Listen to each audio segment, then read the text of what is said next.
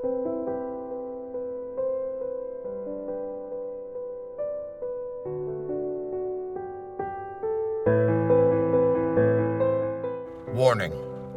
I chain smoke and I say fuck a lot, but I accept myself for the way I am. I accept you too.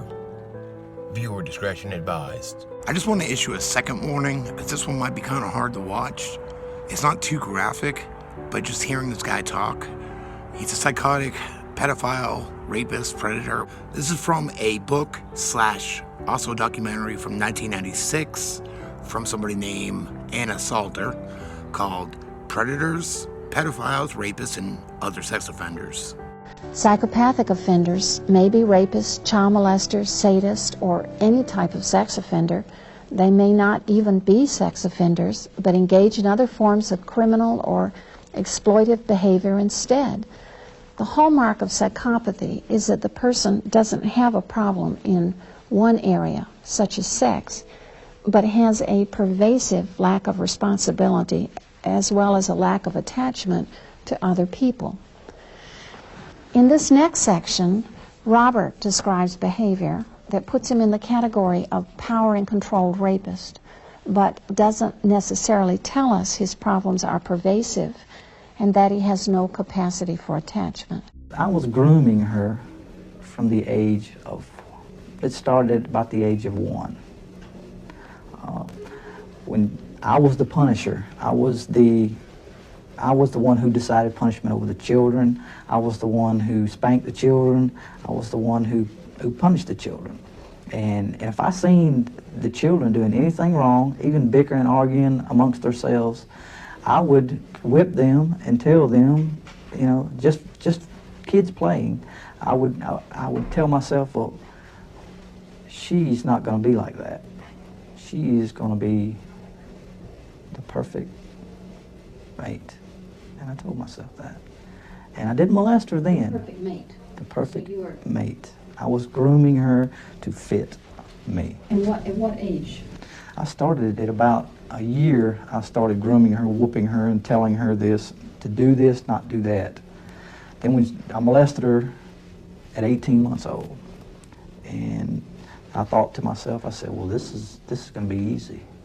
This is going to be easy. I'm going to have my own child, my own stepdaughter, which is really not blood related to me. And I'm telling myself these things, it's not blood related to me. When she grows up to be 14, 15 years old, I will have the perfect sexual mate. And I manipulated her and coerced her.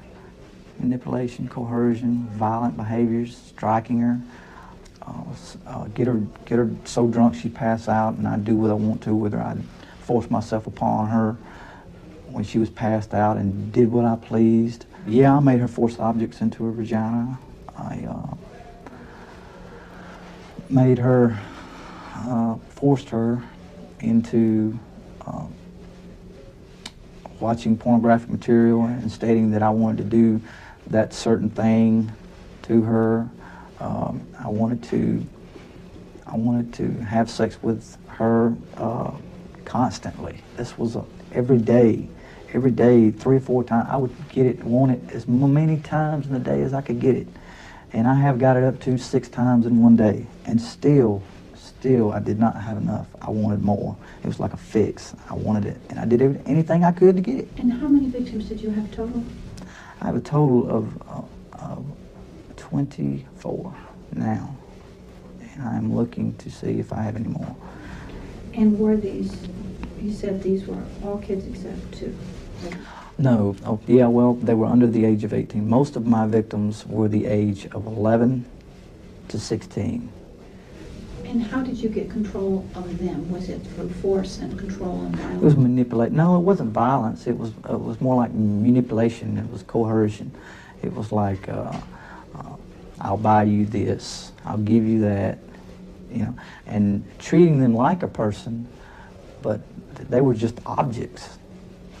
They were just objects. I was doing anything in my power to get them to give sex up, to give it up.